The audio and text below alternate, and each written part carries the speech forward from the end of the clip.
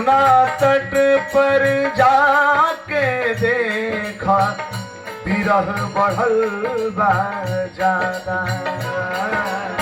कि यमुना तट पर जाके देखा विरह बढ़े और ज्यादा।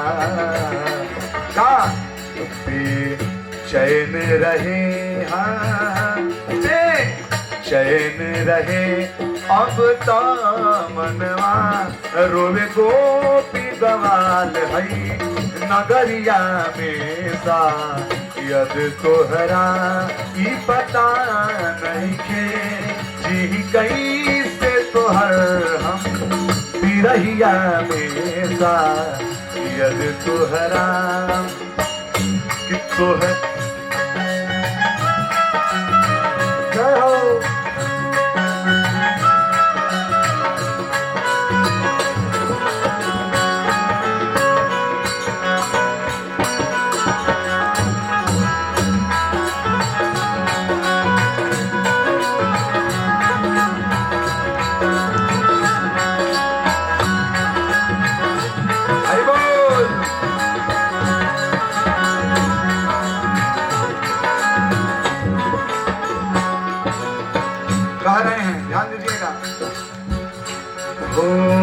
जब से छोड़ के मथुरा गईला, उजड़ल बाग गोकुल के,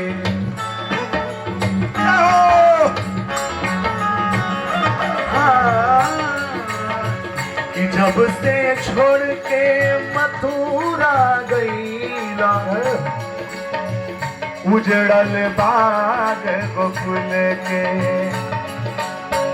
खुश रह हरदम जहाँ भी तू रह, सबके गोपी तू भूल के, हाँ कि खुश रह हरदम जहाँ तू रह, हम सबके तू भूल के, बस रूप तोहर, बस रूप तोहर दिल में भर के, कसहु जी अब जीवन के लहरिया में सा, यद तोहरा ई पता नहीं के जी कैसे बिरह के बिरहिया में सा, यद तोहरा तोहर कि तोहर याद सतावे हर पल घड़ी, तोहर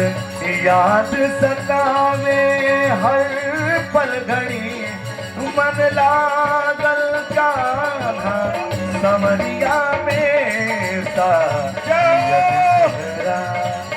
पता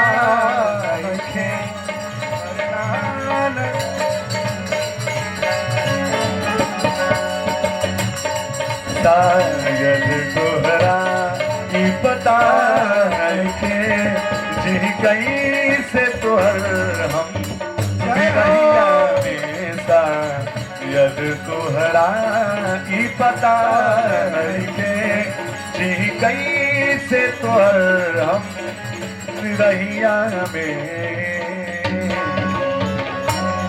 बोलिए भक्त वत्सल भगवान की जय, सच्चिदानंद भगवान की जय।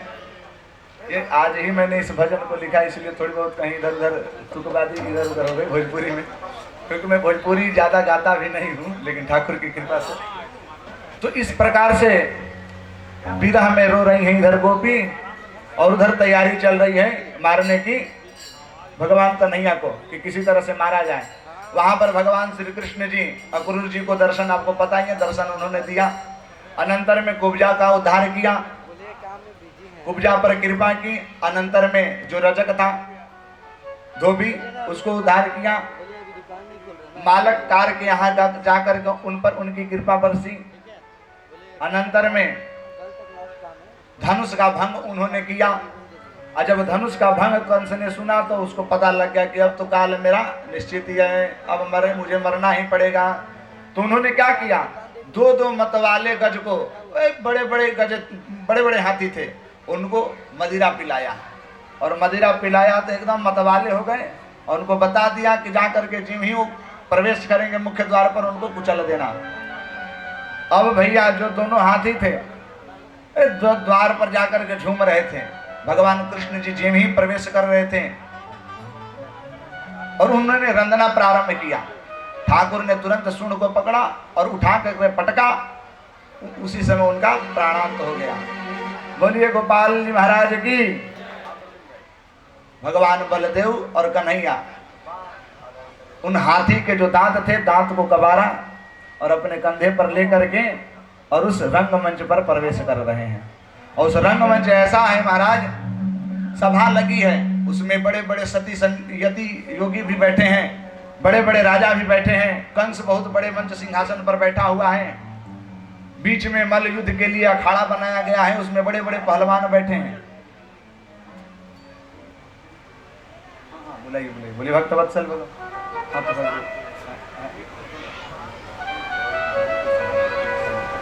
ये कभी तुरंत बस होने वाला है, अभी तुरंत एक भोजपुरी में आएगा। बोलिए भक्तवत्सल भगवान की जय, सच्चिदानंद भगवान की जय। तो इस प्रकार से भगवान ने जाकर के भगवान उसमें मंच में प्रवेश कर रहे हैं, तो सबका भगवान के प्रति जो भाव उत्पन्न हो रहा है वो भिन्न भिन्न है। जो बड़े बड़े माताएं हैं उनके हृदय में ऐसा लग रहा है कि आज मेरा छोटा लल्ला प्रवेश कर रहा है। जो गोपी ग्वाली बैठी थी अट्टालिका पर, उनको ऐसा लग रहा है कि आज साक्षात कामदेव ही उपस्थित हो रहे हैं। बड़े बड़े महाराज वहाँ पर बैठे हैं, उनको ऐसा लग रहा था कि आज हमारे राजाधिराज महाराज प्रवेश कर रहे हैं। और जितने वहाँ पर कंस आदि अत्याचारी लोग बैठे थे उनको साक्षात काल के रूप में दर्शन हो रहा है। जिस प्रकार से भगवान श्री रामचंद्र जी प्रवेश कर रहे थे उस समय जब माँ भगवती सीता का परिणय होने वाला था, ठीक उसी प्रकार से भगवान श्री कृष्ण प्रवेश कर रहे हैं। कंस ने बोला कि अरे भैया तूने हाथी को मार दिया, अब तुम्हारे यहाँ पर पहलवानी देखी जाएगी कि तुम्हारे अंदर बाहुबल कितना है। हम चाहते हैं कि हमारे मल्लयुद्धों के साथ तुम थोड़ा किंचित युद्ध कर लो। ठाकुर जी ने वहीं पर उनको चाणूर थे, मुष्टिक थे, मूसल थे, सबको एक एक एक मुष्टिका में उनको प्रहार करके प्राणांत कर दिया। बोलिए मुष्टि चारण मर्दन भगवान की जय। अब कंस महाराज थर थर थर थर कांपने लगा। मंच पर था, जिन्हीं भागने के लिए प्रयत्न किया, ठाकुर जी उछल करके मंच पर बैठे और उनके चरण को पकड़े और खींच दिए, नीचे गिर करके मर ही गया। और जिम ही कंस मरा और भगवान ऊपर से छलांग लगा करके उसके छाती पर जा करके ऐसे ऐसे ठोकने लगे। लीला भी करते हैं ठाकुर जी। अब ठोक करके रोने लगे, खुद ठाकुर जी रो रहे हैं, अरे मेरे मामा जी मर गए, मेरे मामा जी मर गए, जबकि मारे हैं ठाकुर ही, और खुद रो रहे हैं कि मेरे मामा जी मर गए। और मार रहे हैं इस तरह से कि जो बचा खुचा प्राण है वो भी निकल जाए। तो इस तरह से कंस का उद्धार किए। बोले कंस मर्दन भगवान की जय। और अंतिम में जो कंस के पिताजी थे उनको कारागार से निकाला, वसुदेव देवकी को बाहर किया, उनसे प्रणाम किया, अनंतर में गोकुल वासियों को विदा किया कि आप लोग चले जाओ, मैं यहीं पर रहूंगा। बहुत ही करुण रस है इधर। ठाकुर जी मथुरा में ही रहने लगे। अनंतर में सब वसुदेव देवकी बोले कि भैया कब से आप गोकुल में रह रहे हो, लेकिन एक माँ बाप का सबसे बड़ा दायित्व होता है अपने बच्चों को पढ़ाना। नहीं तो आप जानते हैं कि नीतियां में लिखते हैं ना कि ये न बालो ना पाठितः। बाबू जी कहाँ चले गए? कि माता शत्रु पिता बैरी ए न बालो ना पाठितः, न शोभते सभा मध्य हंस मध्य वको यथा। वह माता वह पिता शत्रु के समान हो जाता है जो अपने बच्चों को अच्छी परवरिश, अच्छा संस्कार और अच्छी शिक्षा न दे। इसीलिए वसुदेव जी देवकी जी मिल करके उनका यज्ञोपवीत संस्कार किया और तत्क्षण उनको भेज दिया गुरुकुल में पढ़ने के लिए। और भगवान तो भगवान है, वो तो सभी कलाओं से विज्ञ हैं। तुरंत ही उन्होंने अल्पकाल सब विद्या आई। इस पर भी बहुत चर्चा करने की मुझे इच्छा थी संस्कार के विषय पर। हमारे यहाँ संस्कार धीरे धीरे समाज से निरस्त होते जा रहा है। यज्ञोपवीत संस्कार जिस तरह ठाकुर जी को किया गया है, संस्कार पर मुझे बोलने की बड़ी इच्छा थी कि हमारे यहाँ जानते हैं ना अब कितने संस्कार है, 16 संस्कार है। गर्भाधान संस्कार से लेकर के मरणोत्तर संस्कार तक है कि नहीं, श्राद्ध जिसको बोलते हैं। लेकिन अब हमारे, मुझे नहीं लगता कि अपने यहाँ कोई अब संस्कार अब धीरे धीरे विलुप्त प्राय होते जा रहा है। गर्भाधान तो नष्ट हो ही गया। हमारे यहाँ भागवत जी में लिखा है, यथा तरोर मूल निषेचनेन तृप्यन्ति तत्स्कंद भुजोपशाखा। जैसी मूल में जिस प्रकार का आप जल का सिंचन करेंगे वैसे ही विकसित वह वृक्ष होता है, वैसा ही विकसित होता है।